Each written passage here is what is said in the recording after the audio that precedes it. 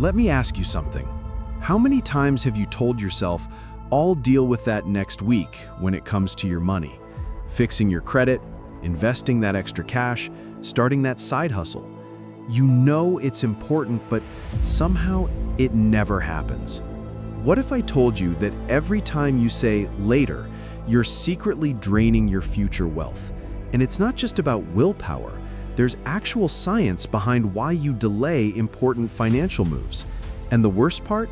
It's not costing you a few dollars, it's costing you years of potential wealth. This isn't about laziness. It's about how your brain's wired to protect you, but ends up betraying you financially.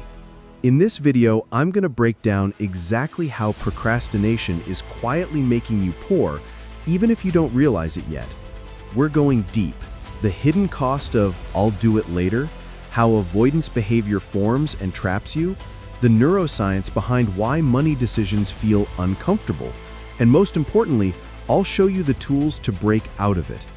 If you've ever felt stuck, overwhelmed, or like your financial goals are just slipping away, stay with me, because by the end of this video, you'll know exactly why it's happening and how to stop it before it costs you even more.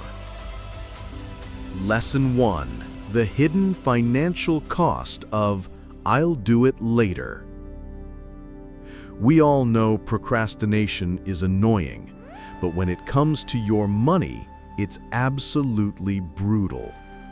Every single time you delay fixing your finances, you're not just putting off a boring task, you're actively losing money without realizing it. Think about this. Small decisions like not paying off a credit card today or not starting that savings account next month seem harmless. But these delays snowball. They turn into interest piling up, missed opportunities to invest early, or side hustles that never get started. And here's the scary part. These little delays feel harmless because there's no immediate pain. The cost is invisible until years later when you're stuck, wondering why you're still broke. This lesson is about pulling back the curtain and exposing how the phrase "I'll do it later" secretly robs your future. By the end of this section, you'll see why every tiny delay in your money life is actually costing you thousands, not pennies. And here's where it gets really dangerous. The cost of later isn't just about dollars, it's about lost time. And time is the one thing you can't buy back. Every month you delay starting that emergency fund is another month closer to the next unexpected expense that could wipe you out.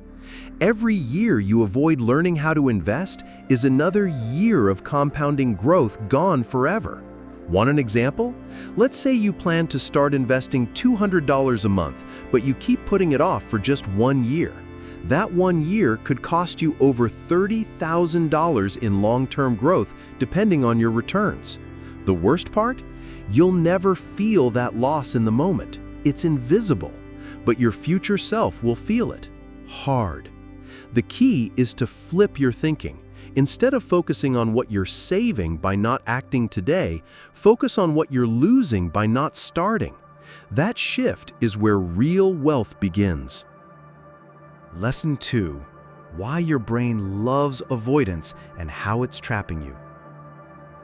Let's talk about why you procrastinate. Because it's not just you being lazy. There's a real psychological reason behind it. Your brain is designed to protect you from discomfort, and money decisions, especially the big, important ones, feel risky. Your brain sees risk, and it triggers avoidance to keep you safe. But here's the twist. That safety is fake. You feel good in the moment by avoiding the decision, but behind the scenes, you're reinforcing a cycle where doing nothing becomes your default. This is called the avoidance reward loop. You avoid, you feel temporary relief. That relief becomes addictive. Suddenly, you're in a cycle where avoiding uncomfortable financial moves actually feels better than taking action. This lesson shows you how that avoidance trap forms and why, if you don't break it, it will run your financial life forever. Here's the tricky part. The more you avoid, the stronger the avoidance habit gets. It's like lifting weights, but in the wrong direction. Every time you skip dealing with that credit card bill or put off opening that savings account, you're unintentionally training your brain to think avoiding feels better than fixing. That's why it feels easier to scroll social media than to sit down and look at your expenses. But here's the good news. You can reverse it by creating what's called micro-wins. Example? Set a timer for 5 minutes and commit to doing just one uncomfortable financial task, like checking your bank balance. Don't commit to fixing everything at once, just build the habit of facing it. Over time, the relief you used to feel by avoiding starts getting replaced by the satisfaction of taking action. You're retraining your reward system, flipping the avoidance loop into a progress loop, and that's how you break free. Lesson 3. The neuroscience of money delays, your brain versus your wallet. Now we're getting scientific. There's an actual fight happening inside your brain every time you think about making a money move. On one side, you've got your prefrontal cortex, the logical, planning part of your brain. It's the voice that says, start investing, save that bonus. But on the other side, the amygdala, your brain's emotional alarm system. It doesn't care about logic, it cares about fear, uncertainty, and risk. And when those two battle, guess who usually wins? The amygdala. That's why starting feels so hard, even when you know what to do. But here's the breakthrough. Once you understand that this is literally a battle between parts of your brain, you can hack it. I'll show you how small habits trick the amygdala into standing down so your logical brain can win more often. Once you get this, money moves that used to feel hard start feeling automatic. So how do you actually win that battle between your emotional brain and your logical brain? The answer is to use implementation triggers. These are small, pre-planned cues that tell your brain, when X happens, I do Y. Why does this work? Because it bypasses hesitation by giving your prefrontal cortex a ready-made script. For example, when I get paid on Friday, I immediately transfer $50 into my investment account. Or every Monday at 6 p.m., I review my weekly spending. No thinking, no debate, just action. And the beauty of this method? The amygdala doesn't have time to freak out because the decision was already made in advance. You're not deciding if, you're simply executing. This is how you slowly build a habit of making financial decisions before fear has a chance to speak. The more you automate this process, the less emotional resistance you'll feel. Suddenly, your brain works with you, not against you. Lesson 4. The compound interest of action. Small moves to massive results. Here's what the wealthy understand that most people don't. It's not about making huge moves. It's about starting now, even small. Think about compound interest. The earlier you start saving or investing, the more time your money has to grow. But the same is true with habits. Starting small financial habits today, whether it's automatically saving $10 a week or finally canceling that useless subscription, compounds into massive results later. And here's the key. Small actions build momentum. Once you start seeing small wins, your brain starts craving the next one. Suddenly, the very thing you used to avoid becomes something you enjoy doing because you can literally see your money growing. This lesson is about showing you exactly how to start small, win fast, and build long-term wealth through action, not theory. Here's the mistake most people make. They wait until they have a big financial breakthrough before they start taking action. But wealthy people, they don't wait. They build systems to create momentum, even with tiny amounts of money. Want a practical example? Set up an automatic transfer of just $5 a week into a separate savings or investment account. That's it. Why? Because now you're building the habit first, not the amount. Another example, automate rounding up your purchases to the nearest dollar and sending the spare change into savings. It feels invisible, but over time, it grows. These are called behavioral triggers, and they work because they don't require you to make a decision every time. And the moment you start seeing progress, even if it's just $20, you begin rewiring your brain to crave that next win. Action builds confidence. Confidence builds action. And suddenly the things that felt impossible start feeling automatic. Lesson 5. Breaking the procrastination habit. Tools that actually work. Okay, now that you know why you procrastinate, how do you break the cycle? Forget willpower. That doesn't work long term. You need systems. Tools like automatic transfers, pre-commitment strategies, and forcing functions. Methods that make it harder for you to avoid the right decisions. Example? Set up a separate savings account at a different bank so it's harder to touch the money. Another? Use commitment apps where you lose money if you don't follow through on your financial goals. These are psychological hacks that bypass your brain's resistance.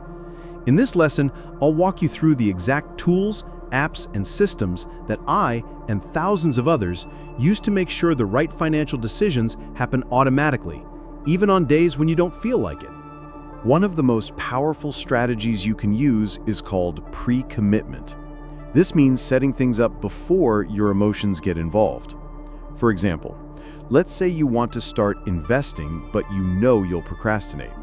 Go right now and set up automatic contributions to your investment account, even if it's small. Why? Because once it's automated, your feelings don't matter anymore. Another powerful tool is using loss aversion to your advantage. Humans hate losing money more than we love gaining it. Use that by setting up stakes. Commit to a friend that if you don't hit a financial goal by next month, you'll pay them $50. Suddenly, you've made not taking action painful, which motivates you to follow through. Apps like StickK or BeMinder are designed for exactly this. The key is forcing the right behavior to happen automatically before your excuses show up. Make your future success easier than your future excuses. Lesson 6. Becoming a fast financial decision maker, your shortcut to wealth. Here's the final piece. Wealthy people aren't smarter, they're just faster decision makers. They don't let decisions sit on the shelf collecting dust. Why? Because speed creates opportunity. And you don't need to be reckless. You just need to stop overthinking everything. One of the biggest hidden costs in life is indecision. Every maybe costs you time, energy, and potential returns. In this final lesson, I'm going to show you how to develop the skill of fast, clear financial choices. It's a mix of mindset shifts and tactical frameworks. Things like default yes, decision deadlines, and rapid prioritization.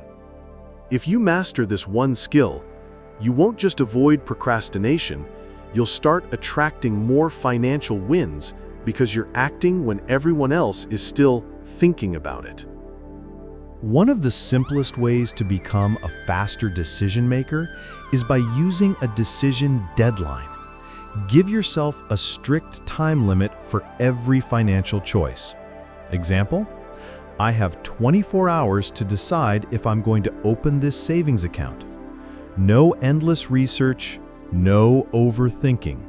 Just a clear deadline that forces action. Another strategy is called the 10-10-10 rule. Ask yourself, how will I feel about this decision 10 minutes from now, 10 months from now, and 10 years from now?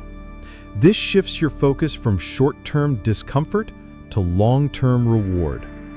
You can also set up default choices. If no better plan comes up, your default is to save or invest, not spend. Want practical proof? Wealthy people don't spend weeks debating whether to invest. They default to yes unless there's a good reason not to. Your goal is to train your brain that action is the normal response. Fast decisions lead to fast progress, and fast progress leads to freedom. So now you can see it. Procrastination isn't just a bad habit, it's a silent thief. Every "I'll do it later" you've said about your money has been quietly draining your future wealth, stealing opportunities you didn't even know you were missing. But the difference between people who stay stuck and people who build real financial freedom is simple: action. And not huge, overwhelming, scary actions, small, consistent moves that build momentum and create results over time. The tools I gave you today are exactly how you flip that switch. Start now. Start small, but start. Even if it's just setting up that first automatic transfer today or making one uncomfortable financial phone call, take control before later costs you everything. And if this video hit home for you, here's your next move. Don't keep it to yourself. Hit that like button so more people break out of this cycle. Share this with someone you know who's been stuck too long.